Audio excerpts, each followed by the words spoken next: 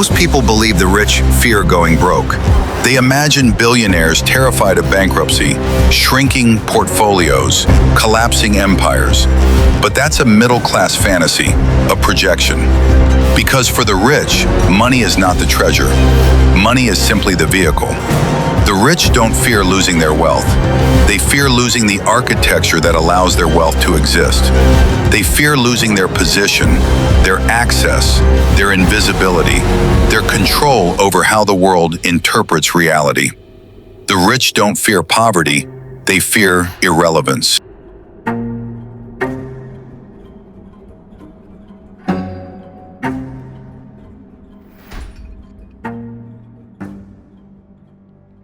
To the middle class, money is the finish line.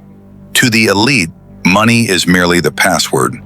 It unlocks the boardrooms, the loopholes, the private networks, the protected territory where decisions are made long before the public ever hears about them. The elite view wealth the way aristocrats once viewed horses.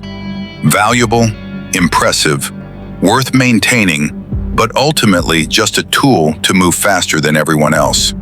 Their greatest fear isn't losing assets. It's losing the ecosystem that protects those assets, because real wealth lives behind multi-layered trusts, legal shields, political influence, curated information, and most importantly, the narrative that justifies their power. If that narrative collapses, everything collapses with it, and they know it.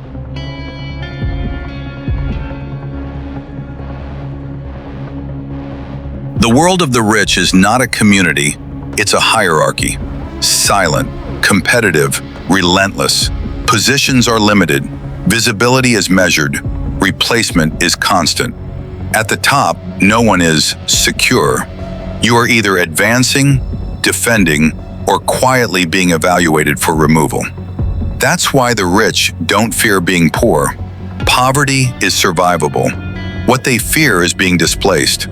Status at that level is not emotional, it's structural. It determines who gets calls returned, who is invited before decisions are announced, who is consulted, and who is informed after the fact. Lose that position, and money becomes noisy again. You start explaining, you start justifying, you start reminding people who you used to be, and that's already decline. History is full of fortunes that survived financially, but died socially. The Vanderbilt name still exists, but it no longer commands rooms. Old European aristocracies kept their titles, but lost their relevance. Tech founders know a single stagnant year can turn them from visionary into obsolete. The fear isn't losing assets. Assets can be restructured. The fear is losing gravity. Because once the room no longer adjusts when you enter, once your absence no longer delays decisions, once your opinion becomes optional, you're still rich, but you're no longer dangerous.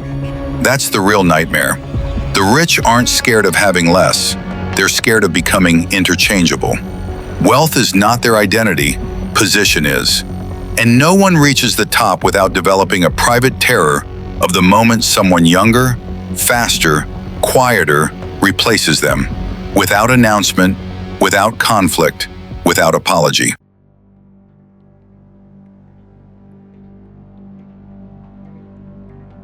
Control is the rich man's oxygen, invisible, uncelebrated, non-negotiable. It's not about domination, it's about insulation. The wealthy don't chase pleasure the way people imagine. They chase predictability, control over space, control over timing, control over information flow, control over exposure, not because they crave power, but because they understand how fragile their position actually is. Money can absorb losses. It cannot absorb chaos.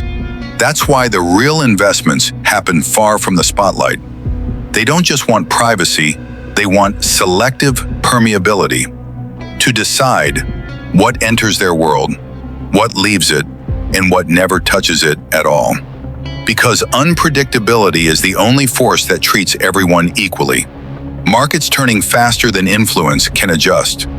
culture shifting faster than narratives can be rewritten, technology redistributing leverage before laws catch up, a public that stops consuming stories and starts asking questions. That's when panic sets in.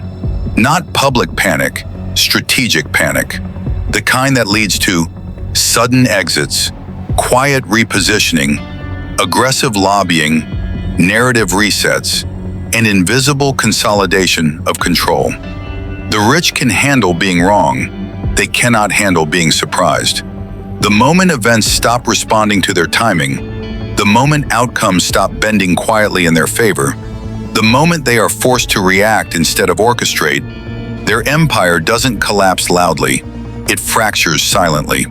Because power doesn't die when money disappears. It dies when control over interpretation disappears. And the day the narrative slips out of their hands, the day they can no longer decide what something means, that's not a crisis. That's the beginning of replacement.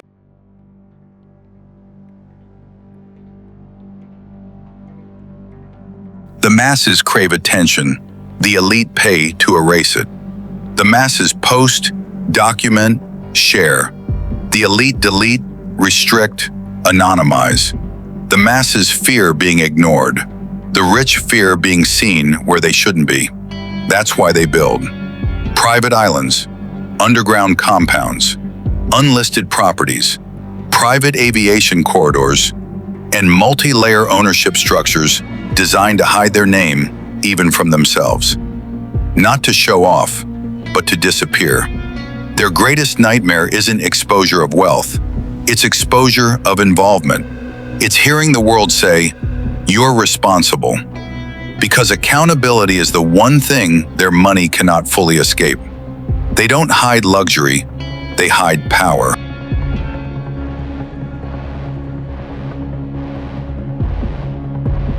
The wealthy understand how fragile stability is.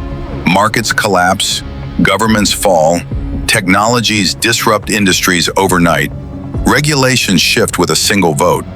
But they're not afraid of crisis. The rich fear a crisis they do not control. Every major economic collapse in history created more billionaires.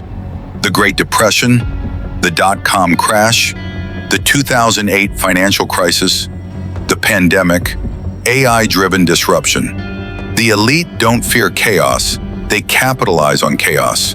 What they fear is chaos that ignores their influence. A world where the rules change faster than they can bend them. A world where wealth no longer guarantees insulation. A world where their seat at the top is no longer reserved. Their fear is not losing money, it's losing the privilege of shaping the fallout.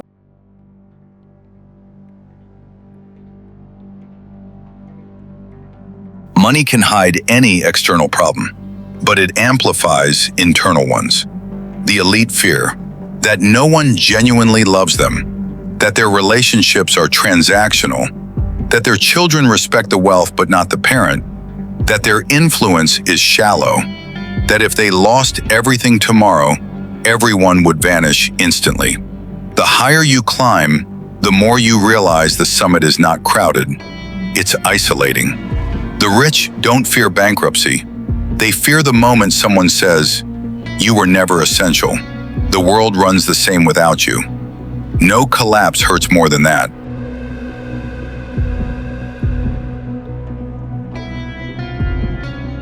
Power is not built on money. Power is built on who gets to define reality. The rich don't fear losing their assets.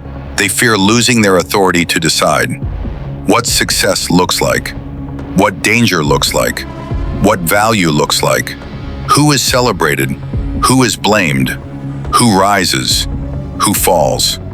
The elite don't fear losing the game. They fear losing the right to set the rules. The day the public stops accepting their version of the world, their entire world collapses. Not financially, symbolically, structurally, irreversibly. Wealth depends on belief, and belief can evaporate faster than a fortune.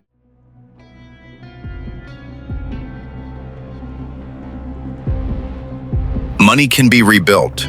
It can be recovered, rerouted, hidden, reshaped. Fortunes fall and rise again. Portfolios collapse and quietly reappear. But power doesn't behave like money. Power is not stored in accounts. It doesn't sit in vaults or balance sheets. It lives somewhere else. In permission, in access, in silence, in the invisible agreement that certain people matter more than others, and that their decisions don't need explanations. And once that agreement cracks, it never returns in the same form. When the rich lose money, they adjust. When they lose influence, they negotiate. But when they lose invisibility, when their names stop protecting them, when their presence no longer bends rooms, when their absence stops delaying decisions, something irreversible happens.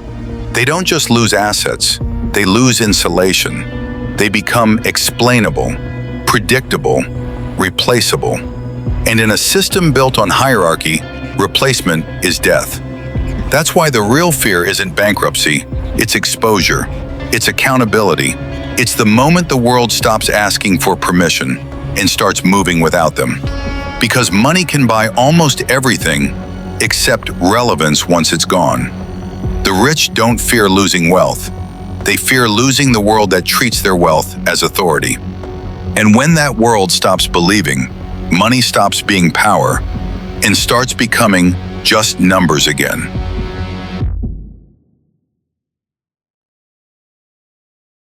If this video made you think, if it showed you a world you always felt was real but no one ever dared to explain, then you're exactly where you need to be. Fake-off luxury isn't about admiration, it's about revelation. We uncover the systems the elite will never discuss and reveal what luxury really means behind the curtain. If you're ready to see more, subscribe, give it a like, turn on notifications, and stay with us. Because in this world, those who know the rules play a completely different game.